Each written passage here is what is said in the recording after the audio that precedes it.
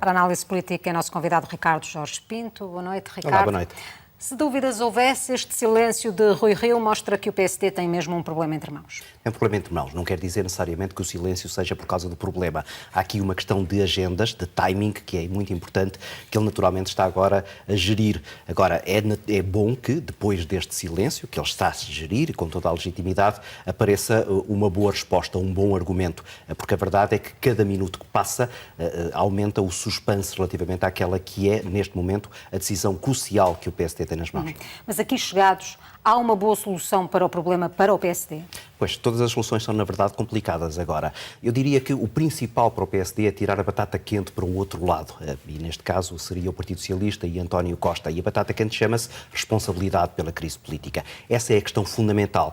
Quanto a mim, foi esse, digamos assim, o argumento para a estratégia de António Costa, com esta crise política que é, digamos assim, artificial, poderia não ter existido. Não era fundamental, sabendo-se que há eleições em 8 de outubro, ou 6 de outubro, não era fundamental que António Costa colocasse aqui em jogo todo aquele que foi o resultado do seu trabalho por causa desta questão. Fê-lo por uma questão, que é também legítima, de preparar o calendário eleitoral, colocar em cima da mesa uma questão que nós sabemos que é sempre muito importante em termos eleitorais, que é o da responsabilidade política. Está neste momento nas mãos de Rui Rio, ele tem que a passar para outras mãos. Acreditas que o PSD pode alterar o sentido de voto? Tem uma margem de manobra muito restrita, porque vai ficar sempre, se houver alguma alteração relativamente àquilo que nós ouvimos dizer, ficará sempre a sensação de que à última hora recuou. E um recuo, sobretudo para aquela que é a imagem que Rui Rio tem criado e que é muito colável à sua própria pele e personalidade, vai ser difícil de entender. Agora, também é difícil de entender para o eleitorado que tradicionalmente vota no PSD esta proposta que, no fundo, acaba, como o António Costa tem muito bem explorado, por desguarnecer aquela ideia de boas contas, de responsabilidade orçamental, e é esse nó que Rui Rio, neste momento, tem que desatar.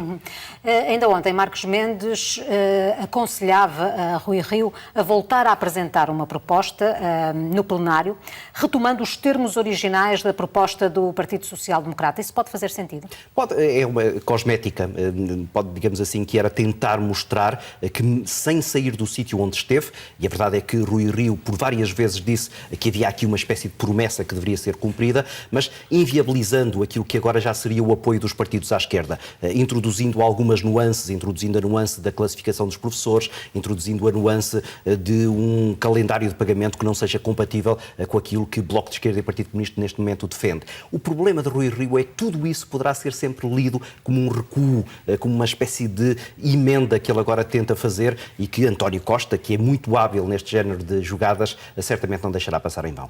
Numa outra dimensão também, o CDS está ainda a tentar recolher os estilhaços desta crise, com crítica já de Pires de Lima, à liderança de Assunção Cristas, com uma mensagem a explicar aos eleitores do CDS a decisão do partido.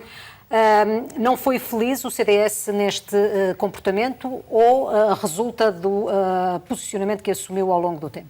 Resulta da forma como António Costa tem ignorado o CDS. O grande problema da Assunção Cristas não é, ao contrário de Rui Rio, os estilhaços deste caso, porque o CDS precisa de visibilidade, precisa de notoriedade e, sobretudo, precisa de fazer oposição. O grande drama para a Assunção Cristas é que António Costa nem sequer fala dela nesta questão e está a centrar todo o jogo naquele que é o líder da oposição, naquele que, olhando para as sondagens, é o adversário que neste momento lhe está a conquistar terreno.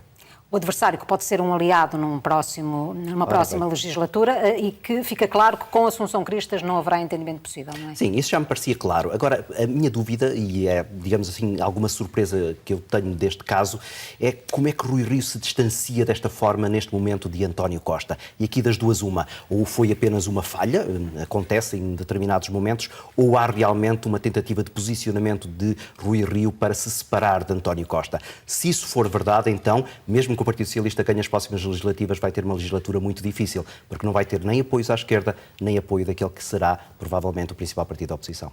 O papel do Presidente poderá ser relevante, mas isso depende do que acontecer na votação desta lei, não é? Sim, e mais uma vez António Costa foi hábil, deixou o Presidente de fora disto, para a sua própria proteção. Este silêncio que Marcelo Rebelo de Sousa tem, e que não é comum nele, é o silêncio de tentar capitalizar o facto de António Costa não o ter intrometido ao barulho, porque ele poderia tê-lo feito, por exemplo, poderia ter fazer depender de um veto político a decisão da demissão do Governo. E aquilo que ele disse foi que demitiria o Governo ou ele demitir-se-ia se na votação final global houvesse aprovação, isto é, antes de qualquer decisão presidencial. E isso para Marcelo Rebelo de Sousa é sossegante. Agora, ele, na verdade, logo a seguir vai ter várias decisões que vão ter implicações políticas. Dissolve a Assembleia da República, mantém o Governo em funções, propõe um novo Governo, por exemplo, ao partido mais votado, neste momento é o PSD.